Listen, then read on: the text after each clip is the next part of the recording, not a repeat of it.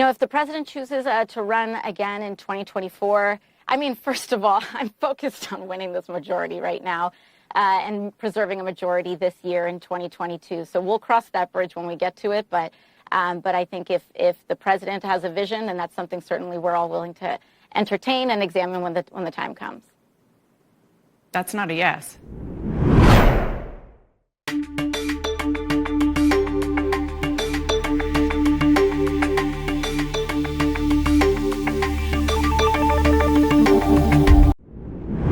You endorsed progressive New York State Senator Alexandria Biaggi. She's trying to unseat your Democratic colleague, Congressman Sean Patrick Maloney. Here's what President Obama's former campaign manager, Jim Messina, said about that. He said, "This is counterproductive. The Supreme Court is about to outlaw abortion. We could lose both houses. So we are going to focus our time running against each other. Now we're primarying committed progressives because why? If we lose the House, it's because of dumb stuff like this." What do you say to him? I think we've seen from prior primaries throughout this year that a motivated, young, multiracial, multi-class base is exactly what the Democratic Party needs in order to win in November.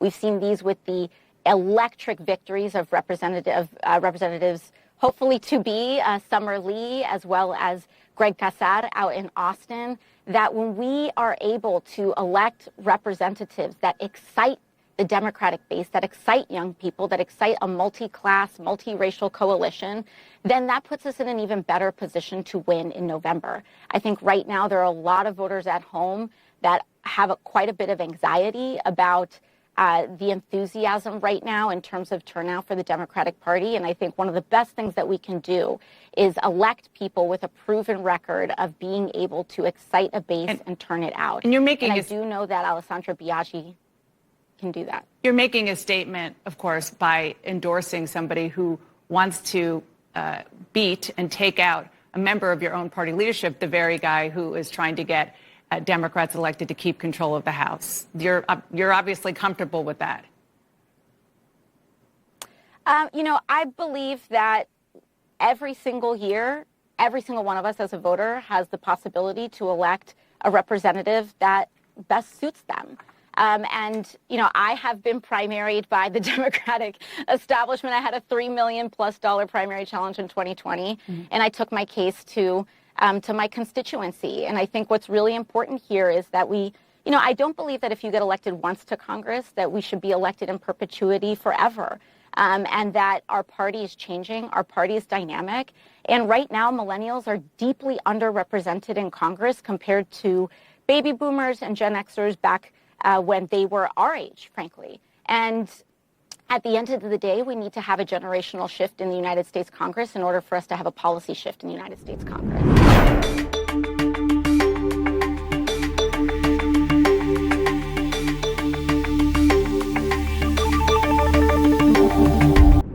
Before we go, I just want to ask about President Biden. He is saying he's going to run again in 2024. Will you support him?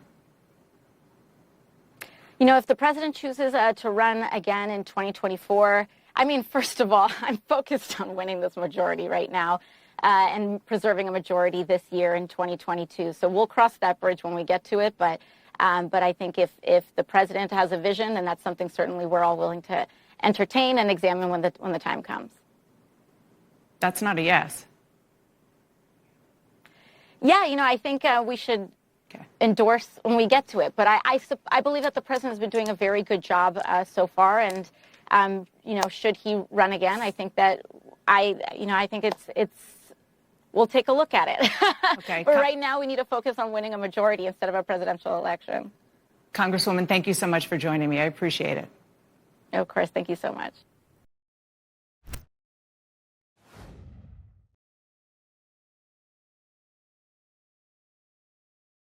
Hey guys, if you like smart, nuanced, left-right conversations and interviews in a world where there are very few of those. Do you want to hear both sides of an issue? Do you want to hear people debate it out? Then you need to subscribe to our new YouTube channel by clicking the link in the description or the pop-up button that appears on your screen.